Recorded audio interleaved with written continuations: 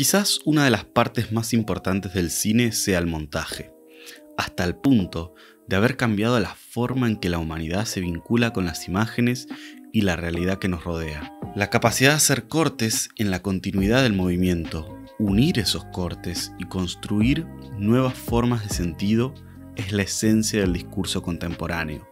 Ahora bien, ¿qué es el montaje? ¿Cómo funciona? Te recuerdo que si te interesa este contenido puedes suscribirte al canal y cliquear en la campanita para enterarte cuando subo nuevos videos. En un sentido más superficial, el montaje es la yuxtaposición de planos para construir un sentido. ¿Qué quiere decir? Seleccionar una toma en particular, delimitar su duración, colocarla en una cinta o proyecto digital y luego decidir qué va antes y qué va después. Y así ir construyendo una sucesión de tomas. Podemos decir que estas construyen un sentido claro, pero también es importante pensar que quien cierra el sentido de las imágenes es el espectador. Aun si nosotros pusimos fragmentos al azar, como en el montaje de posibilidades de Bertov, la construcción de un discurso va a estar allí colocada por un espectador. En definitiva, el montajista es quien determina desde cuándo hasta cuándo durará una toma en función de qué estuvo antes y qué irá después. Siendo un aspecto más concreto, hay distintos tipos de cortes que construyen la forma en que se lee una película. Hay muchas teorías de montajes e infinitos nombres para este enorme número de formas de construir un relato. Como siempre, mi interés no está realmente en cómo se hace la película, sino en cómo la interpreta un espectador. Por ello, los separaré en dos grandes grupos. El montaje invisible es el que busca borrar sus propias huellas. Intenta que la percepción lo ignore y no perciba que hubo un corte allí. Es el denominado montaje clásico porque se lo vincula a la forma de hacer cine en la época clásica, aunque quizás esto habría que repensarlo ya que la complejidad del montaje está presente desde que el cine es cine. En el montaje invisible, el tipo de corte lo marca el raccord, es decir, una unión que está marcada por una tensión construida en el primer plano y resuelta en el segundo.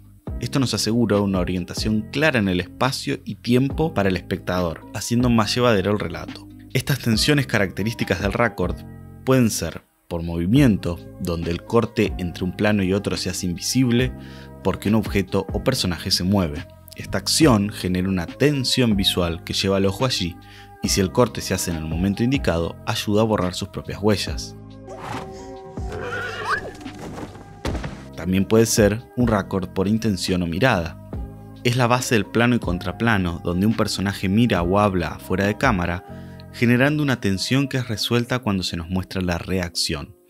De esta manera, prestamos más atención a este plano 2 que al hecho de que haya un corte. También puede ser por posición de cámara, por vestuario o muchos otros raccords posibles que construyen una idea de montaje invisible. Por otro lado, tenemos el montaje evidente. Este busca subrayar su accionar, dándole a entender al espectador que hay un corte para construir algún tipo de efecto en él.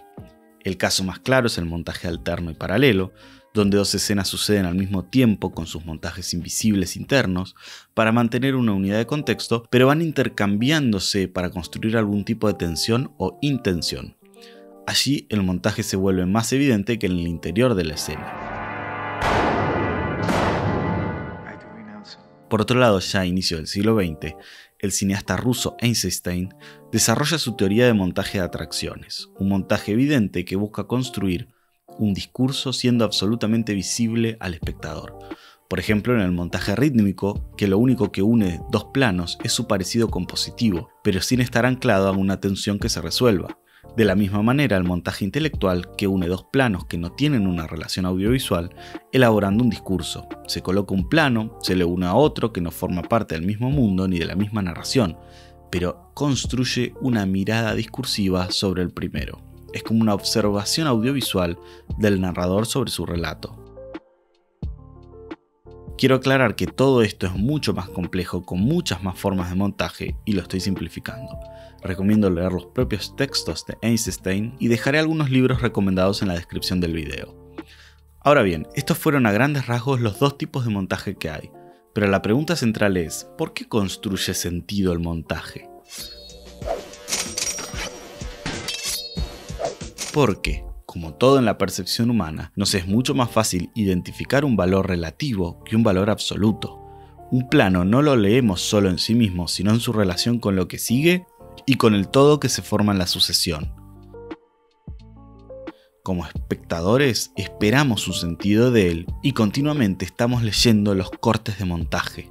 El ejemplo más conocido es el efecto Kuleshov, donde, explicado por Hitchcock, un personaje hace el mismo gesto pero montado con distintos planos y nos genera una impresión de que está actuando distinto. En una es ternura, en la otra deseo sexual. En conclusión, el cine es montaje. Aun si la película es un solo plano fijo, el montaje está en la decisión de comenzar y cortar un fragmento de tiempo. El cine no es la realidad filmada, sino una construcción de sentido con bloques de imágenes colocados. Por esto se parece a un lenguaje, o al menos se vincula con los lenguajes. Es importantísimo lo que se piensa en un guión y lo que se filma en el rodaje, pero es en el montaje donde el sentido final de la obra se construye para un espectador. Es allí donde se termina la elaboración de la película y se abre al universo de interpretaciones que surgirán de los espectadores. El montaje es la forma en la que funciona un lenguaje aplicada a la construcción de imágenes. Este fue un nuevo episodio de Síncresis. Me ayuda a que compartan y comenten mis videos para poder hacer crecer esta comunidad. Mi nombre es Mateo Matarazzo y pueden encontrar más contenido como este en mi Instagram personal. Suscríbanse al canal y cliquen en la campanita para enterarse cuando subimos nuevos videos. ¡Nos vemos!